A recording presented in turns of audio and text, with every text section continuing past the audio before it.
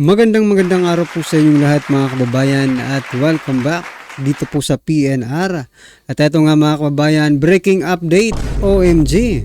Grabe, Senator Amy Marcos umamin, umalis sa partido ng kapatid. Nako, palasyo na bigla. Yan mga kababayan ang ating alamin at bibigyan ng komento mula po rito kay Banat Kabayan TV.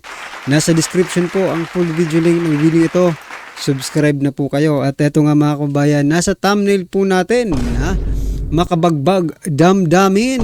Nako, Marcoleta fight for what is right. Yan mga kababayan, no? Bigyan po natin ng opinion, reaksyon ang mga balitang ito, mga videong ito. At eto pa, sa mundo ng social media mga kababayan, mayroon pong kumakalat ngayon na mukhang matutuwa po kayo, pero kaya nga nilagay ko dyan makabagbag damdamin kasi parang drama po, no, ang nangyayari ngayon sa Kongreso. Parang nagdadrama po sila. At nakakatuwa po, may kumakalat po ngayon sa social media na isang video ng Kongreso na kung saan parang napakadrama. Parang drama sa radyo, di ba? Sino po ba dito yung mga naka-experience na makarinig ng drama sa radyo? Habang nakikinig doon sa bukid, di ba? Kahit anong dami ng problema mo, kapag nakikinig ka na ng mga drama sa radyo, ay parang nawawala po ang mga problema nyo. Yung mamaya mga kabayan, iparinig ko po yan sa inyo, ha? At eto pa, palaban po si Vice President Sara Duterte. Hindi nagpatinag dito sa mga crooks, no?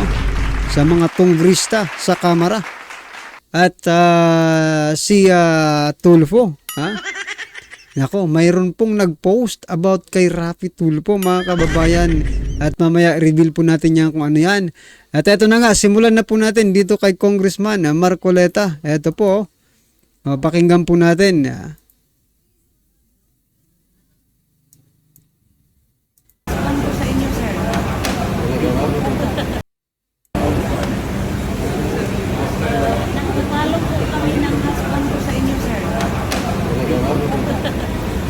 Ever since we really appreciate your yung fight for freedom, fight for everything. Yes. Ang katotohanan. Yeah. Yan ang gusto ng husband ko sa inyo, sir. Good luck. So yan mga kabayan, palakpakan po natin si Congressman Marcoleta. Mayroon pong supporter na nag-ano sa kanya, no? At sinasabi nitong supporter na ito ay idol nila si Congressman Marcoleta. Ganun din po tayo, no, mga kabayan. At sinabi nga ni Kong Marcoleta na we fight for what is right. Yan naman talaga ang dapat, no? Kahit ba kaalyado mo yan, kung mali na ang ginagawa, ay hindi butatain na yan, di ba? Kaya palakpakan po natin si Congressman Marcoleta for saying we fight for what is right. Yan po ang hinahanap natin mga kababayan, hindi po yung we fight for what is gold. Gold pala yung hinahanap, hindi pala right, no? Eto pa mga kababayan, yung sinasabi ko sa inyong nakakatuwa, na eksena. Para ka kasing nakikinig ng drama sa radyo dito, di ba? Mamaya i-relate po natin to sa totoong buhay. Ito, pakinggan muna natin. Iba ang pinakasalan mo! Pananagutan kita, pero kahit kailan, hindi kita pwedeng ibigin! Oo, aminin ko. Mahal kita. Nang dahil sa salapi mo. At nang dahil sa pag-ibig ko sa'yo, handa akong pumatay at mamatay! Katawan ko lang ang minahal mo. At hindi ang pagkatao ko. Mr. So yan mga kabayan, napakagandang pakinggan, no? Timing na timing po yung pagkakadab, no? Dito sa sa video ito. Teka lang, bibelda tayo mga kabayan. Alam nyo mga kabayan, ano po ba talagang gusto kong i-point out dito, no? Ang gusto ko lang iparating dito drama po ang nangyayari, no? Kaya gaya ng ginawa dito, no, ginawang drama, yan po talaga ang nangyayari, no? Nagdadrama po itong ating mga senador, kongresista para tayo po ay ma-divert yung atensyon ng bawat isang Pilipino doon po sa kanilang paggagawa ng mga kalokohan. Paano ba nila nadadivert? Because of drama. Gaya ng sinabi ko kanina, parang nakikinig ka ng drama sa radyo, wherein, no? Nadadala ka sa emosyon, di ba? Nung mga sino po ba dito yung mga naka-experience na makarinig ka ng drama sa radyo habang nagpapahinga sa bukid, di ba? Nakakalimutan mo yung mga problema. Minsan nga mga kabayan, nakakalimutan mo, may sinaing ka pala na nasusunog na yung sinaing mo. Diba? Ang gusto ko lang sabihin, ganito po sila kagaling, no? Mag-divert ng totoong problema, no? Dito sa kanilang mga drama. Hindi mo talaga maiisip na, may nagbenta na pala ng 25 tons of golds, di ba? Kumusta na kaya yung Maharlika Fund? At saka yung 89 point something billion ng PhilHealth. 5,500 flood control projects na umaabot ng 1 point something billion per day. Hindi mo na yan maiisip mga kababayan sapagkat napakagaling po nilang magdrama. Di ba? Yun po ang gusto kong dito iparating sa inyo. Well, anyway, ano man po ang inyong reaction dyan? Nagandahan ba kayo? Sa dramang ito? Nako. At ito na nga mga kabayan, Vice President Sara Duterte, palaban. Ako. Ito po ang kanyang sinabi. Kaya hindi ako aalis dito dahil nilagay ako ng mga tao dito. Believing that I will work for the country. And that is what we did. We work. Yan.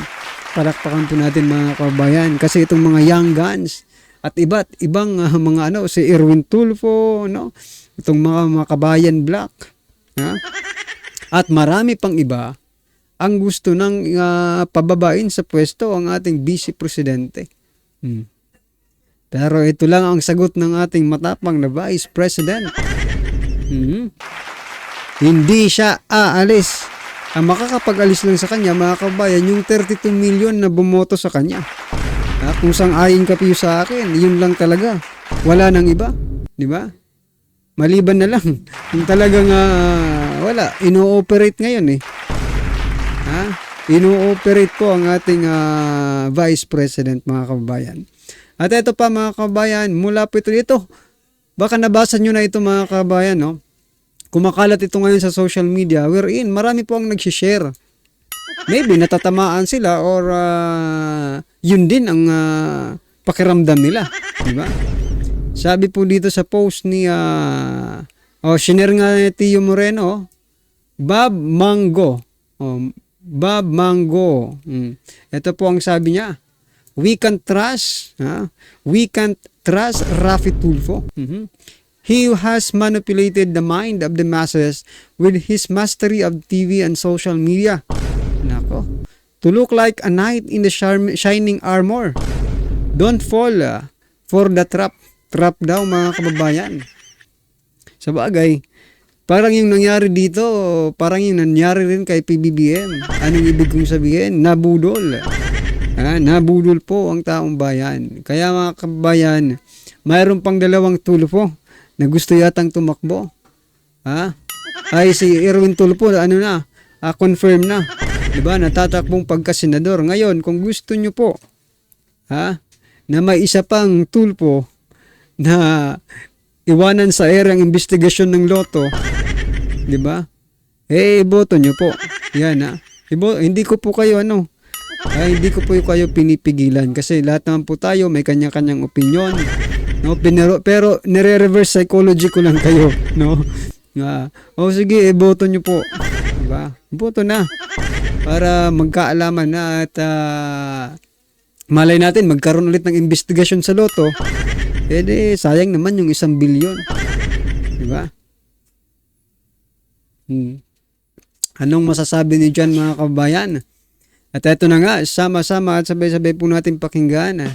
Panoorin at bigyan ng komento ang video ito. Eto na po. Si Senator Amy Marcos ay nag-withdraw sa lineup ng kanyang kapatid na si Bongbong Marcos sa senatorial slate. Bakit siya nag-withdraw? Ayaw niya ba sa kay PBBM? O ano ba talaga? Bakit siya naging independent lamang? Ang problema nga dyan mga kababayan, no? Ang problema nga dyan, wala rin naman pinagkaiba. Kung mag-withdraw siya or maging, di ba, maging part siya ng alyansa or hindi, wala rin naman magbabago sa desisyon ng taong bayan. Mas lalo pa nga, 'di ba? Mas lalo pa nga manggigigil sa kanya ang taong bayan kasi, 'di ba? Parang it looks like na sumisip-sip siya, 'di ba? Dito sa taong bayan. Marcos siya wala tayong magagawa. Sabi nga natin, blood is thicker than water. At noon pa natin sinasabi yan, the blood is thicker than water. Walang pagkakaiba mga kababayan kung siya man ay maging independente, siya man ay maging mangampanya man siya mag-isa, or sumama siya sa kampanya ng mga alyansang ito. There's no difference mga kababayan. Kasi hindi pa rin naman magbabago ang isip ng taong bayan eh. Iisipin tuloy ng taong bayan ngayon ay ano? Sumisip-sip. Parang sumisip-sip siya. No? Nagpapabango siya. Para sabihin na, oops, I am different from the others, di ba? Iba ako sa kanila. Huwag niyo akong igaya. Huwag niyo akong igaya dito sa mga ulub. Itong mga ano na ito, mga tumatakbo, ibang tumatakbo na talagang naggagamitan na lang. Ganun ba ang gusto niyong iparating sa atin? Well, anyway, para sa akin, wala pa rin pagkakaiba. Kung ikaw man ay mangampanya ng independent, kasi nandun ka pa rin sa kanila eh. Bibit-bitin pa rin nila ang pangalan mo at malamang sa malamang, you will be mentioned in every campaign event, no, na kanilang gagawin. So, yan. Lamang. Namamangka ba siya sa dalawang ilog? Kunwari, nakahiwalay siya sa kapatid niya. Okay? Kasi nga, yung kapatid niya ay sobrang ni Amy Marcos na maapektuhan siya sa negative na impact na galit ng taong bayan sa bangag niyang kapatid. Ito ay panglilin lang. Okay, the reason why tumatakbo siya o tatakbo siya ng independent. Para kunwari, didistansya niya yung sarili niya dahil alam niyang bagsak, lubog sa totoong survey ang buwaka ng inang kapatid mong bangag. This strategy, mga palangga.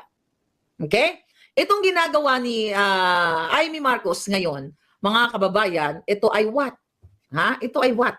Taktika niya. Dahil nga sukang-suka kayo dito sa kanyang kapatid at sa kanilang party, di ba? Dahil nga Adictus Benedictus, gusto niyang i-win ang heart ng mga Duterte supporters at iba pang, or yung mga tinatawag na mga swing voters. Gusto niyang i-win na, kung galit kayo kay Bangag o sa mga party niya, ay si Amy kasi nag-iwalay, nag-independent siya, di ba? So, ang eksena niya, di ba?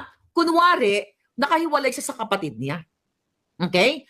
Kasi nga, yung kapatid niya ay sobrang sirang-sira na sa taong bayan. Pinipilit na lang, binabayaran na lang ang mga mainstream media, pinagtatakpan ang mga issue katulad ng flood control, smuggling, at lahat ng kababuyan, pati yung duran-duran na yan, di ba, pinagtatakpan na lang ng mainstream media dahil bayad ang mga pukelya nila na sinalaksakan ng pera ng bayan galing sa pukelya ni Lisa Tanas.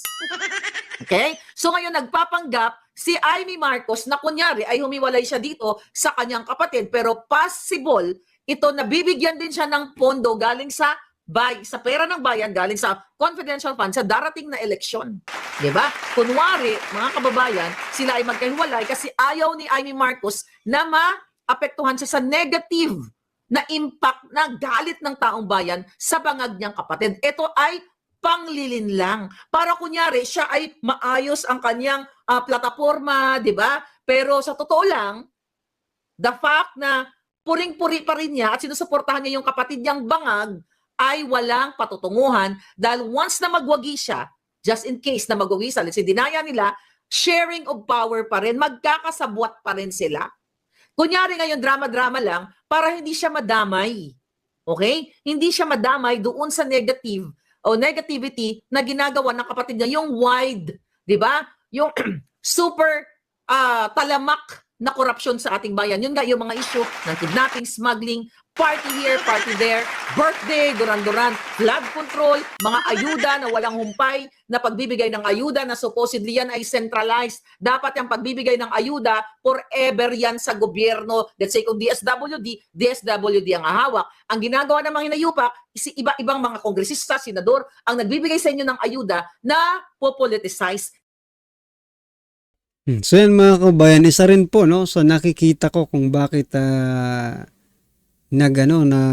humiwalay itong si Senator Amy Marcos sa kanyang kapatid no, sa senatorial slate ng kanyang kapatid. Well, anyway, sa pangangampanya lang naman. Kasi nandun pa rin naman yung pangalan niya, no? Dala-dala pa rin ng alyansa.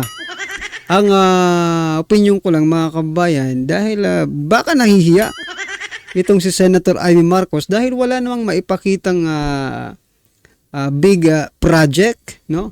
Legendary project, no? Na maiiwan ng kanyang administrasyon, ng kanyang pinaka-legacy mga kabayan, no? Wala tayong nakikitang ganun.